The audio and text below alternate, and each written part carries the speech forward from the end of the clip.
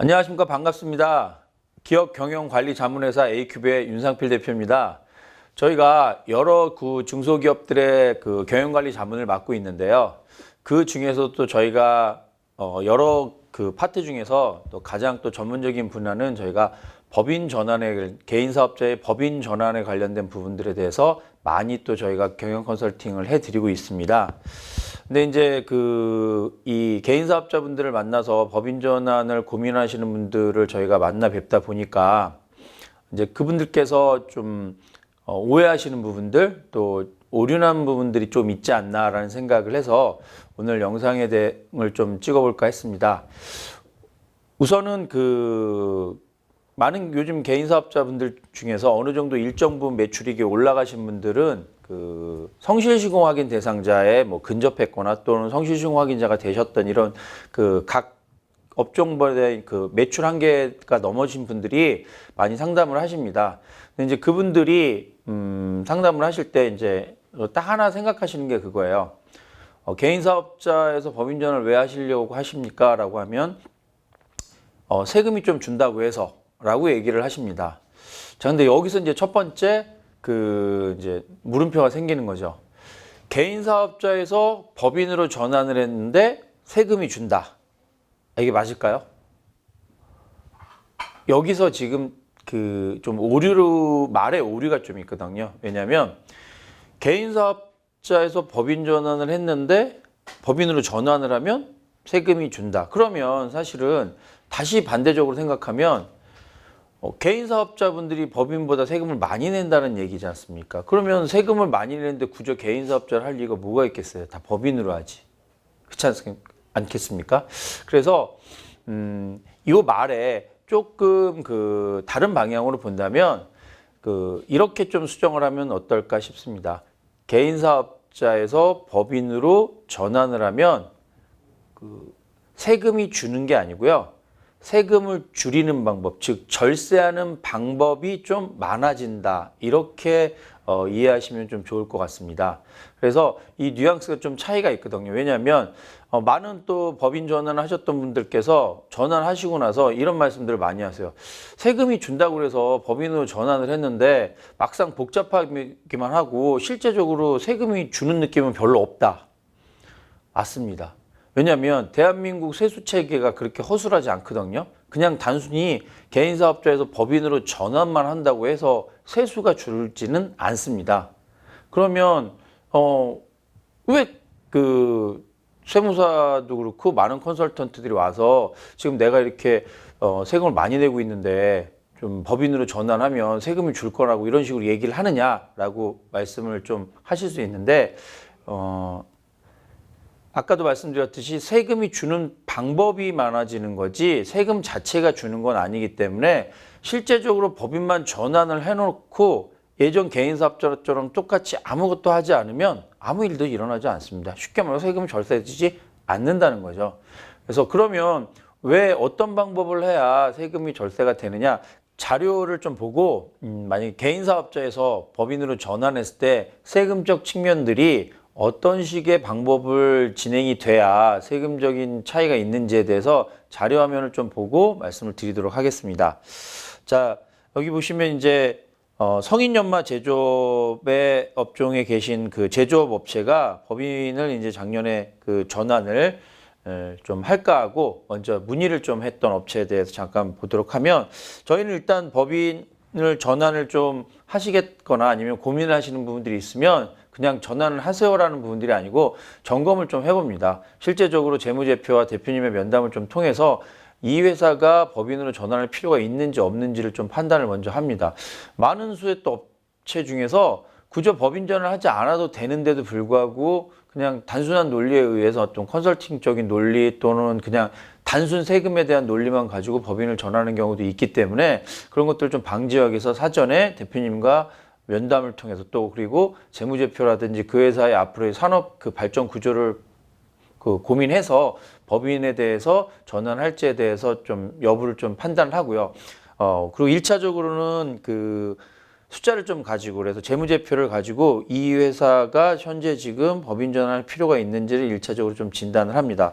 여기 보시면 2019년도, 20년도에 이제 이 성인연마 제조업을 하는 업체입니다. 근데 그 2019년도에 매출이 9억 원대였고요. 그 다음에 2020년도에 9억 2천으로 조금씩 이제 매출이 상승되는 부분들이고, 거기에 맞춰서 이익 부분들도 당기순이익 개념의 이제 그 개인 이익이 1억 2천 정도, 그 다음에 2020년도 기준으로는 1억 2,900 정도로 이제 조금씩 상승이 되고 있습니다.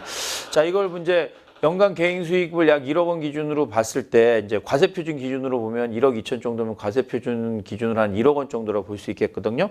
자, 이렇게 1억 원 정도로 봤을 때 개인 사업자는 이제 어떤 그 소득세 구조에서 움직이냐면, 개인 혼자다 보니까 우리가 흔히 말하는 자영업자라는 개념에서 그 종합소득세 구간에서 좀 이제 그 세금 처리를 진행을 합니다. 그러다 보니까 이 대표님도 역시 이 사업체를 혼자서 이제 운영하신다라고 기준을 봤을 때, 세금 부분들의 포션은, 그 과세 표준 한 1억 기준으로는 지방세를 포함하면 한 2,200만 원 정도의 세금이 이제 발생이 됩니다. 자, 그런데 여기서 그냥 법인으로 전환을 해놓고 아무것도 진행을 하지 않으면, 아까 말씀드렸던 대로 이 정도의 그 세금 부분들이 고스란히 다 그대로 나옵니다. 자, 그런데 이제 법인으로 전환이 되고 나면 이제 구조가 좀 변경이 됩니다.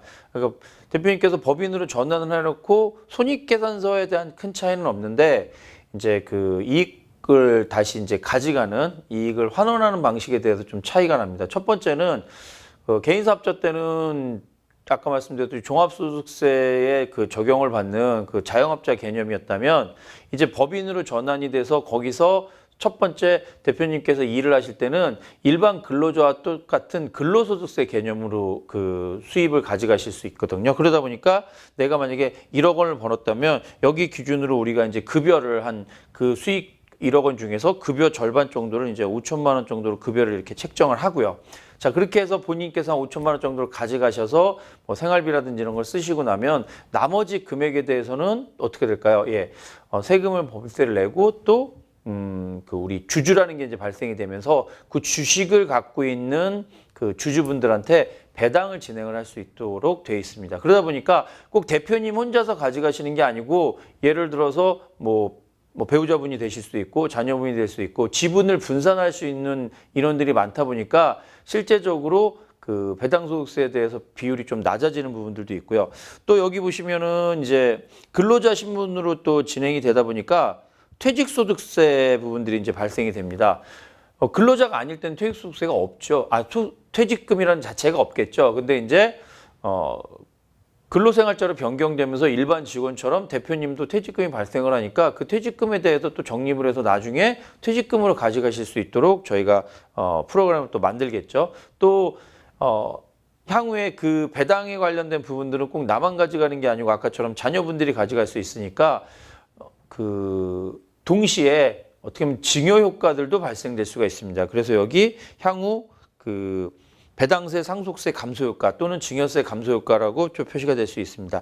이런 식으로 여기 표에 보시는 것처럼 혼자서 가져가는 부분들을 뭐 여러 명이 또 분산을 한다든지, 아까처럼 또 당장 가져가서, 왜냐하면 종합소득세는 그냥 1년도 안에 다 그 일괄 처리가 돼 버리거든요. 근데 법인 같은 경우는 배당이라는 개념을 나중에 가져갈 수 있도록 이월되는 개념이기 때문에, 지금 시기를 당장 가져가는 돈들도 있을 수 있고, 또 나중에 가져가는 돈이 될 수도 있고, 또 퇴직금 역시도 뭐 우리가 어떤 그 돈을 가져가서 그 돈을 다 쓰는 개념이 아니니까, 저축적인 개념에 회사 안에서 남겨두셨다가 향후에 퇴직소득세는 좀 세율이 좀 낮으시거든요. 그래서 여러 가지 다양한 분산 정책에 의해서 진행을 하게 되면, 여기 보시면 한 1차적으로는 그 법인세와 근로소득세로 전환을 했을 때 한 500만 원 가까이 지금 이제 세금을 주는 것들이 1차적으로 볼 수 있겠고요.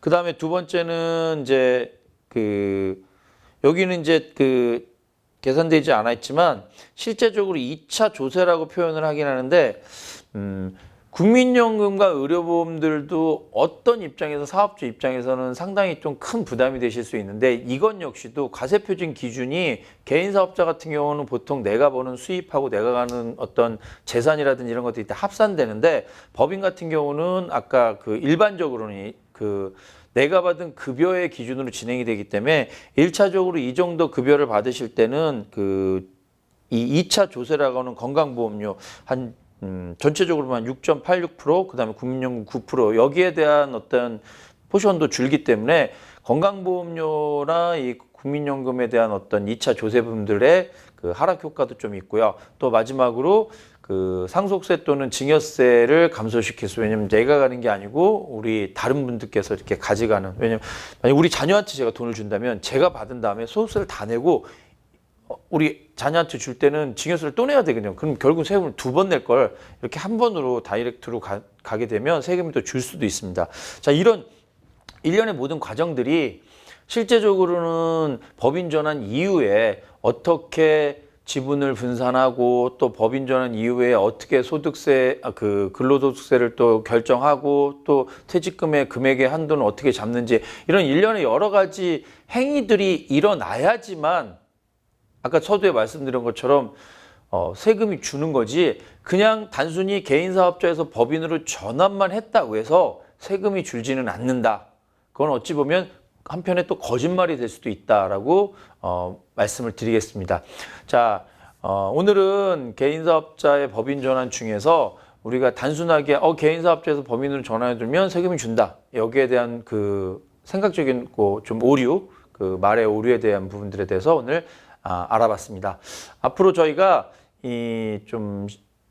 한 몇 달 동안은 이 개인 사업자 법인 전환에 대해서 요즘 많이 좀 고민하시는 분들이 많아서 이 그 개인 사업자 법인 전환에 대한 내용들을 좀 파트 나눠서 집중적으로 좀 영상을 좀 보내드릴까 합니다. 뭐 업종별로도 좀 있을 수 있고요. 또 방법적인 부분에서 뭐 양수도에 어떤 방법의 차이의 부분들도 있을 수 있고요.